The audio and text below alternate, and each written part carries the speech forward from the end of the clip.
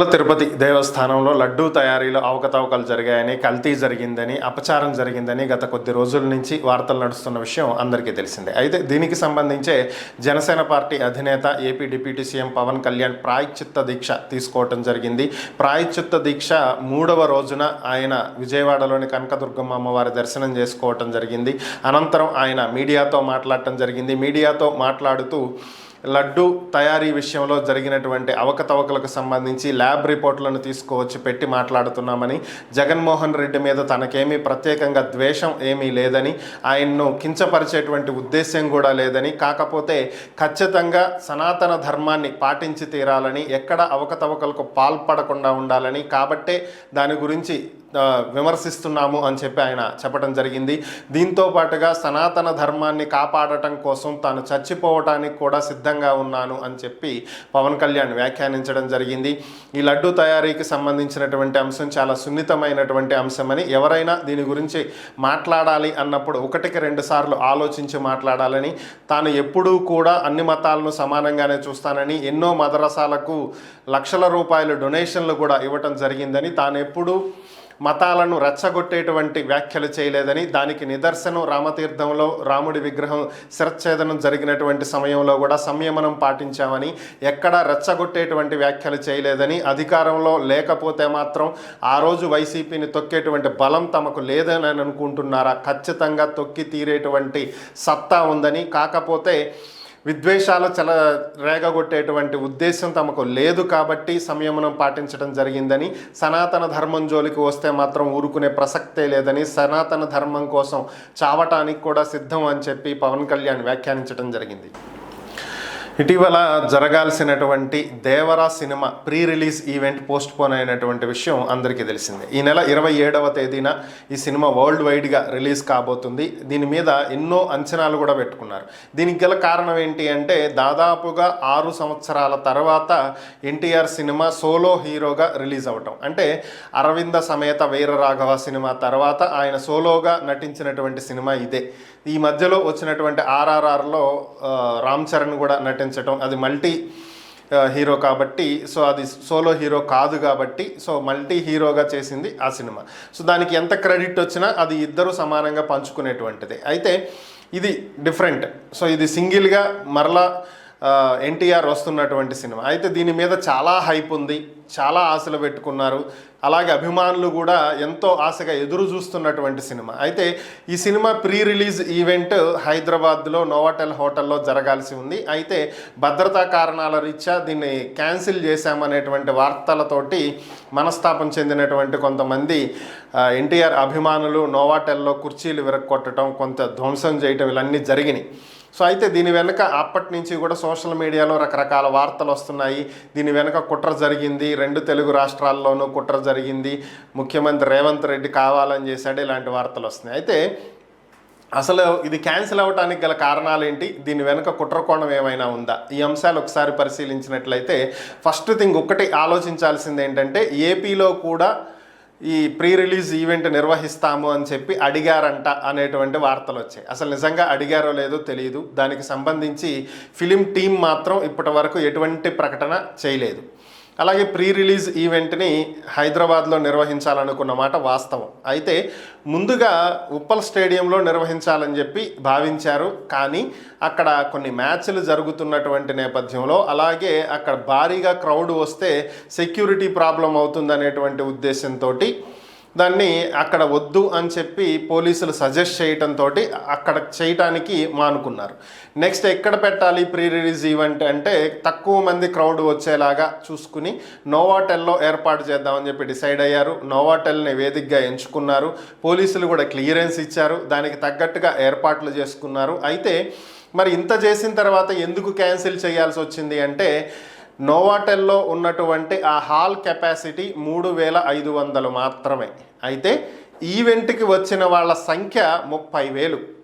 So మరి అంతమందిని handle చేయగలిగే పరిస్థితి ఉందా అక్కడ అంటే లేదు, ఫస్ట్ థింగ్. రెండోది ఏంటి అంటే, జనరల్గా ఆడియో ఫంక్షన్స్ కావచ్చు, ప్రీ రిలీజ్ ఈవెంట్స్ కావచ్చు, ఇలాంటి వాటికి పాసులు ఇస్తారు. ఈ పాసులు ఉన్న వాళ్ళకి మాత్రమే లోపలికి ఎంట్రీ ఉంటుంది. కానీ ఇక్కడికి వచ్చినటువంటి వాళ్ళల్లో చాలామందికి పాసులు లేవు. ఎందుకంటే ఇది 3500 మందికి మాత్రమే అరేంజ్ చేసింది. సో దానిపైన ఎంతమంది అయితే వచ్చారో వీళ్ళెవ్వరికీ పాసులు లేవు. కేవలం ఎన్టీఆర్ మీద అభిమానంతో రాష్ట్రంలో నలుమూలల నుంచి తరలి వచ్చినటువంటి అభిమానులే. అటు ఏపీ నుంచి కావచ్చు, అటు తెలంగాణ నుంచి కావచ్చు, ఇతర రాష్ట్రాల నుంచి కూడా కావచ్చు. సో దీంతో అక్కడ ఉన్నటువంటి క్రౌడ్ని హ్యాండిల్ చేయటం పోలీసులకు కష్టమైంది.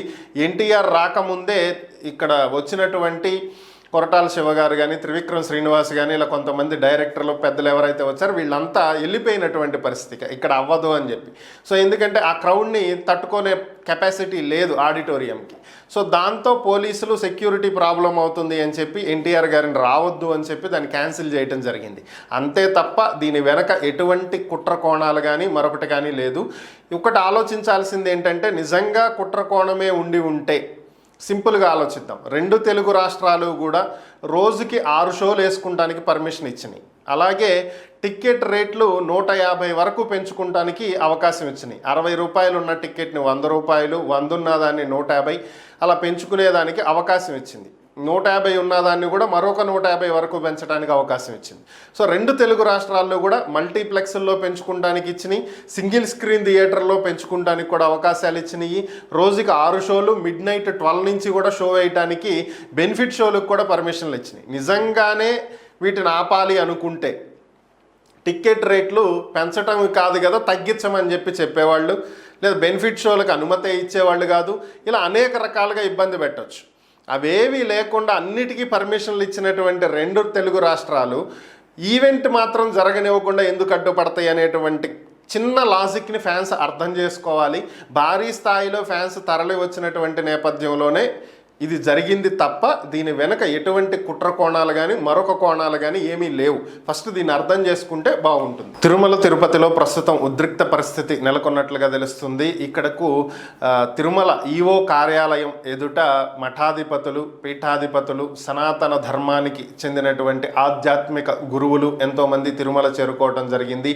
లడ్డూ విషయంలో అపవిత్రం జరిగింది అని చెప్పి వస్తున్నటువంటి వార్తల నేపథ్యంలో ఖచ్చితంగా దీని మీద చర్యలు తీసుకోవాలి, దీనికి సంబంధించి ఈవోతో మాట్లాడాలి అని చెప్పి వాళ్ళు పట్టుబట్టడం జరిగింది. అలాగే కాంగ్రెస్ సీనియర్ నేత విహెచ్ కూడా తిరుమల చేరుకున్నట్లుగా సమాచారం. ఆయన కూడా టీటీడీ కార్యాలయం ఎదుట బైఠాయించి ఖచ్చితంగా వారితో మాట్లాడాలని, ఇది చిన్న విషయం కాదు, ఖచ్చితంగా దీని మీద చర్యలు చేపట్టాలని చెప్పి ఆయన కూడా నిరసన తెలియజేస్తున్నట్లుగా మనకి సమాచారం అందుతుంది. ఓవరాల్గా అటు పీఠాధిపతులు, మఠాధిపతులు, అలాగే ఆధ్యాత్మిక గురువులు, ఆధ్యాత్మికానికి సంబంధించినటువంటి ఎంతోమంది తిరుమల చేరుకున్నారు. వీళ్ళంతా ఈవోని కలవాలి అని చెప్పి పట్టుబడుతున్నటువంటి పరిస్థితి. ఈ అంశం మీద, ఈ ఘటన మీద దర్యాప్తు జరపాలని కోరుతున్నారు. అయితే పోలీసులు వీరిని కార్యాలయం లోపలికి అనుమతించకపోవటం, గేట్లకి తాళాలు వేయటంతో వీళ్ళంతా అక్కడే ఆ కార్యాలయం ఎదుట బైఠాయించి నిరసన తెలియజేస్తున్నట్లుగా తెలుస్తుంది. గత ప్రభుత్వం అంటే వైఎస్ఆర్ కాంగ్రెస్ పార్టీ అధికారంలో ఉన్నటువంటి సమయంలో అంతర్వేదిలో ఒక ఘటన జరిగింది. ఇది అందరికీ గుర్తుండే ఉంటుంది. అంతర్వేదిలో ఉన్నటువంటి స్వామివారి రథాన్ని ఎవరో దహనం చేయటం జరిగింది. అయితే దీనికి అప్పట్లో పలు రకాల కథనాలు వచ్చాయి. అక్కడ ఉన్నటువంటి తేనె తుట్టుని తీసేటువంటి ప్రయత్నంలో మంటలు చెలరేగి అక్కడ తేనెగలకు పెట్టినటువంటి పొగ వల్ల అక్కడ మంటలు చెలరేగి దహనమైంది రథం అనేటువంటి వార్తలు. కాదు, షార్ట్ సర్క్యూట్ అయ్యింది అనేటువంటి మరొక వార్త. లేదు, కావాలని కుట్రతోటే తగలబెట్టారు అనేది మరొక వార్తలు. ఓవరాల్గా దీన్ని సిబిఐకి అప్పచెప్తామని అప్పటి ప్రభుత్వం చెప్పటం, ఒక లెటర్ కూడా సిబిఐకి రాయటం, సిబిఐ కూడా వీటిని విచారించేటువంటి టైం మాకు లేదని చెప్పి రిప్లై ఇవ్వడం కూడా జరిగింది. సో దాన్ని పక్కన పెట్టేశారు. అయితే ప్రభుత్వం అప్పుడు కొత్త రథాన్ని ఏర్పాటు చేసి ఇచ్చింది. సో అది కొన్ని రోజులు చర్చ నడిచింది. దాని మీద హిందూ వాదులంతా కూడా ఇలాంటి అపచారాలకు పాల్పడతారా, లేదా అన్యమతస్థులు కావాలని ఇట్లా చేస్తున్నారని ఇట్లా రకరకాల వాదనలు వచ్చాయి. ఇప్పుడు మరలా అలాంటి ఘటనే మరొకటి చోటు చేసుకుంది. అనంతపురం జిల్లా రాయదుర్గం నియోజకవర్గం కనేకల్ మండలంలో హనేకల్ ఈ ప్రాంతంలో రామాలయంలో ఉన్నటువంటి ఒక రథాన్ని అర్ధరాత్రి 12 గంటల తర్వాత కొంతమంది గుర్తు తెలియనటువంటి వ్యక్తులు నిప్పు పెట్టడం జరిగింది. దీన్ని గమనించినటువంటి స్థానికులు వెంటనే అక్కడికి చేరుకోవటం, వాటర్ స్ప్రే చేసి వాటిని మంటలను ఆర్పటం జరిగింది. కానీ అప్పటికే రథం సగానికి పైగా దహనమైనట్లుగా తెలుస్తుంది. మంటలార్పినటువంటి స్థానికులు స్థానికంగా ఉన్నటువంటి పోలీసులకు సమాచారం అందించడంతో పోలీసులు ఘటనా స్థలానికి చేరుకుని ప్రస్తుతం విచారణ జరుపుతున్నట్లుగా తెలుస్తుంది. దీనికి బాధ్యులు ఎవరు, ఎందుకు చేశారు, ఏంటి అనేటువంటి విషయాలు తెలియాల్సి ఉంది. ఏపీ డిప్యూటీ సీఎం జనసేన అధినేత పవన్ కళ్యాణ్ ఈరోజు తెలుగు ఫిలిం ఇండస్ట్రీ మొత్తానికి కూడా ఒక వార్నింగ్ ఇవ్వటం జరిగింది. అది కూడా ప్రస్తుతం నడుస్తున్నటువంటి తిరుమలలో లడ్డూ ప్రసాదం విషయంలో జరిగినటువంటి అవకతవకలు, అపవిత్రం, వీటి గురించే ఆయన సనాతన ధర్మం గురించి మాట్లాడుతూ ఆయన ఈ అంశం గురించి మాట్లాడటం జరిగింది. సో దీంట్లో ఆయన మాట్లాడినటువంటి విషయాలు ఒకసారి పరిశీలించినట్లయితే ప్రతి హిందువు కూడా సనాతన ధర్మాన్ని కాపాడాలని చెప్పి, అలాగే సాటి హిందువులను తిట్టడం అనేది చాలా దారుణంగా ఉందని, ప్రస్తుతం తిరుమలలో జరిగినటువంటి ఈ అపవిత్రానికి అందరం కూడా ప్రాయశ్చిత్తం చేసి తీరాలని, ఎందుకంటే ఈ అపవిత్రం జరిగింది, దీనిని మనం ఖచ్చితంగా ప్రాయశ్చిత్తం చేయాల్సినటువంటి బాధ్యత మన మీద ఉంది అని, అలాగే సనాతన ధర్మాన్ని కాపాడటం కోసం తాను చనిపోవటానికి కూడా సిద్ధం అని చెప్పి పవన్ కళ్యాణ్ వ్యాఖ్యానించడం జరిగింది. దీంతో పాటుగా ఇటీవలే ఒక సినిమా ఫంక్షన్ వేడుకలో ఈ లడ్డు దాని గురించి కామెంట్స్ చేయటం తాను విన్నానని, లడ్డు అనేది ఒక సెన్సిటివ్ ఇష్యూ అని చెప్పి, సో దీని గురించి ఎక్కడా కూడా ఈ విధంగా హాస్యం క్రియేట్ చేసే విధంగా కామెంట్ చేయటం కానీ, క్రిటిసైజ్ చేయటం కానీ ఇలాంటివి చెయ్యొద్దని చెప్పి నేను సున్నితంగా చెప్తున్నానని, ఫిలిం ఇండస్ట్రీలో ఎవరైనా సరే ఇలాంటి వాటికి పాల్పడవద్దని, ఇది సనాతన ధర్మాన్ని అవమానించటమే అవుతుందని, కాబట్టి ఈ లడ్డు అంశం మీద ఎక్కడా కూడా జోక్స్ వేసుకోవటం కానీ, కామెడీ చేయటం కానీ ఇలాంటివి చెయ్యొద్దు అని చెప్పి ఆయన చెప్పడం జరిగింది. తిరుమల తిరుపతి దేవస్థానం స్వామివారి ప్రసాదం లడ్డూకి సంబంధించినటువంటి అంశం తెర మీదకు వచ్చినటువంటి సమయంలో AP deputy CM Pawan Kalyan దేశవ్యాప్తంగా జాతీయంగా సనాతన ధర్మాన్ని కాపాడటం కోసం ఒక సనాతన ధర్మ బోర్డు ఏర్పాటు చేయాలి అని చెప్పి చేసినటువంటి వ్యాఖ్యలు, దానికి కౌంటర్గా ప్రకాష్ రాజ్ మాట్లాడినటువంటి వ్యాఖ్యలు అందరికీ తెలిసిందే. అయితే ఏదైనా అపచారం జరిగి ఉంటే దానికి బాధ్యులైనటువంటి వారిని శిక్షించాలని, అంతే తప్ప దేశవ్యాప్తంగా ఉద్రిక్తతలు చెలరేగే విధంగా పవన్ కళ్యాణ్ మాట్లాడటం ఏంటని చెప్పి ప్రకాష్ రాజ్ ఆ రోజు వ్యాఖ్యానించడం జరిగింది. దీనికి సంబంధించి ఈరోజు పవన్ కళ్యాణ్ గారు స్పందించడం జరిగింది. అసలు ప్రకాష్ రాజ్ దేన్ని ఉద్దేశించి మాట్లాడుతున్నారు, ఇక్కడ ఎవరిని రెచ్చగొట్టేటువంటి వ్యాఖ్యలు తాను చెయ్యలేదని, దేశవ్యాప్తంగా సనాతన ధర్మాన్ని కాపాడాలి అని చెప్పి తాను చెప్తున్నానని, ఏ మతానికి సంబంధించినటువంటి హక్కు ఆ మత వ్యక్తులకు ఉంటుందని, వారు ఇతర మతాలను కించపరచకుండా మాట్లాడేటువంటి స్వేచ్ఛ వారికి ఉందని, ప్రకాష్ రాజు ఏం చెప్పదలుచుకున్నాడు, ప్రకాష్ రాజు మీద ఎంతో గౌరవం ఉందని, వారంటే ఎంతో గౌరవం ఉందని, కానీ వారు ఈ విధంగా మాట్లాడటం అసలు ఎందుకు మాట్లాడుతున్నారో, అసలు ఏంటి సంబంధం, ఆయన మాట్లాడాల్సినటువంటి అవసరం ఏముంది, మేము అంత తప్పుగా ఏం మాట్లాడాము, సో దీన్ని ప్రకాష్ రాజు ఆలోచించుకోవాలని, ఇలా మాట్లాడటం కరెక్ట్ కాదని, ఖచ్చితంగా ఏదైనా సరే తప్పు జరిగినప్పుడు ఆ అంశాన్ని ఎవరైనా సరే మాట్లాడతారని, కానీ ఏదో రెచ్చగొట్టే విధంగా వ్యాఖ్యలు చేశామనే విధంగా ప్రకాష్ రాజు మాట్లాడటం అయితే కరెక్ట్ కాదు అని చెప్పి పవన్ కళ్యాణ్ వ్యాఖ్యానించడం జరిగింది. తిరుమల తిరుపతి దేవస్థానం ఈ ప్రసాదాలకు సంబంధించినటువంటి వివాదాల నేపథ్యంలో ఒక కీలక నిర్ణయం తీసుకోవటం జరిగింది. అది కూడా ఏంటి అంటే 22 కోట్ల రూపాయలతోటి ఒక ప్రత్యేకమైనటువంటి ల్యాబ్ని ఏర్పాటు చేయాలి అని చెప్పి టీటీడీ నిర్ణయం తీసుకోవటం జరిగింది. సాధారణంగా మీరు ఎప్పుడైనా సరే గమనించి ఉంటే మనం తినే ఆహార పదార్థాలు ఏవైతే ప్యాకేజ్డ్ ఫుడ్స్ ఉంటాయో అవి ఏవైనా కావచ్చు, బిస్కెట్ ప్యాకెట్స్ కావచ్చు, టీ ప్యాకెట్స్ కావచ్చు, లేదంటే వంట నూనెలు sunflower oil, groundnut oil, palm oil, rice bran oil ఏదైనా కావచ్చు, అలానే any kind of food items ఏవైనా సరే ఆ ప్యాకెట్స్ మీద మీరు గమనించినట్లయితే FSSAI అని ఉంటుంది. సో సర్టిఫైడ్ అనమాట. ఇది అంటే ఇది ప్రభుత్వ రంగ సంస్థ food safety and security authority of India అంటాం దీన్ని. సో వీళ్ళు సర్టిఫై చేశారు ఈ ఫుడ్ తినవచ్చు అనేది దాని మీనింగ్. సో ఇప్పుడు FSSAI ఆధ్వర్యంలో ఒక ల్యాబ్ని ఏర్పాటు చేయబోతున్నారు. దీనికి సంబంధించి 12,000 చదరపు అడుగుల స్థలాన్ని కూడా టీటీడీ కేటాయించినట్లుగా తెలుస్తుంది. దీనికి 22 కోట్ల రూపాయలను కూడా టీటీడీ కేటాయించినట్లుగా తెలుస్తుంది. ఇక నుంచి తిరుమలకు వచ్చేటువంటి ప్రతి ఆహార పదార్థాన్ని కూడా ఈ ల్యాబ్లో చెక్ చేస్తారు. అంటే కేవలం లడ్డు తయారీలో ఉపయోగించేటువంటి పిండి, నెయ్యి, డ్రై ఫ్రూట్స్, జీడిపప్పు, కిస్మిస్ ఇవే కాకుండా అక్కడ ప్రతి నిత్యం వేల మందికి, లక్షల మందికి అన్నదానం చేస్తూ ఉంటారు తిరుమలలో. ఈ అన్నదానానికి ఉపయోగించేటువంటి రైస్ కావచ్చు, కూరగాయలు కావచ్చు, నూనెలు కావచ్చు, ఇక్కడ వీటిని కూడా పూర్తి స్థాయిలో పరీక్షించి నాణ్యత కలిగినటువంటి వాటిని ఇక నుంచి ఉపయోగించాలని టీటీడీ నిర్ణయం తీసుకోవడం జరిగింది. దీనికి తగ్గట్టుగానే FSSAI ల్యాబ్ని ఇక్కడ ఏర్పాటు చేయబోతున్నారు. కూటమి నేతలు ఎప్పటి నుంచో ఎదురు చూస్తున్నటువంటి నామినేటెడ్ పదవుల పంపకాలు ఈరోజు జరిగాయి. ముఖ్యమంత్రి చంద్రబాబు నాయుడు 20 నామినేటెడ్ పోస్టులను ఈరోజు పంచడం జరిగింది.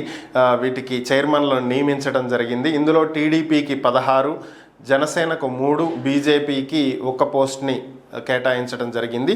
ఆ పోస్టుల వివరాలు ఒకసారి పరిశీలించినట్లయితే వక్స్ బోర్డ్ చైర్మన్గా అబ్దుల్ అజీజ్ని నియమించడం జరిగింది. స్పోర్ట్స్ అథారిటీ ఆఫ్ ఇండియా SAPకి అనిమిని రవినాయుడిని కేటాయించడం జరిగింది. ఏపీ హౌసింగ్ బోర్డుకి బత్తుల తాతయ్య బాబు, అలాగే ఏపీ షెడ్యూల్ తెగల సహకార ఆర్థిక సంఘం దీనికి బొరగం శ్రీనివాసులు, ఏపీ మారిటైమ్ బోర్డుకి దామచర్ల సత్య, సీడేపీ దీంట్లో దీపక్ రెడ్డిని నియమించడం జరిగింది. ఇది ఏపీలో ఉపాధి కల్పన, ఎంటర్ప్రైజ్ డెవలప్మెంట్ కోసం ఇది ఏర్పాటు చేసినటువంటి సొసైటీ. అలాగే 20 పాయింట్ ఫార్ములా దీనికి లంకా దినకర్ని బీజేపీ వ్యక్తి ఈయన నియమించడం జరిగింది. ఏపీ మార్క్ ఫెడ్ కార్పొరేషన్కి కర్రోతు బంగారరాజుని నియమించడం జరిగింది. AP state seeds development corporation limited దీనికి మన్నె సుబ్బారెడ్డిని నియమించడం జరిగింది. Andhra Pradesh industrial infrastructure corporation APIIC దీనికి మంతెన రామరాజుని నియమించడం జరిగింది. ఏపీ పద్మశాలి సంక్షేమం మరియు అభివృద్ధి సంస్థ దీనికి నందం అబద్దయ్యని నియమించడం జరిగింది. ఏపీ టూరిజం డెవలప్మెంట్ కార్పొరేషన్కి నోకసాని బాలాజీని నియమించడం జరిగింది. APSRTC చైర్మన్గా కొనకళ్ళ నారాయణను నియమించడం జరిగింది. అలానే AP urban finance and infrastructure development కార్పొరేషన్కి పీలా గోవింద సత్యనారాయణను నియమించడం జరిగింది.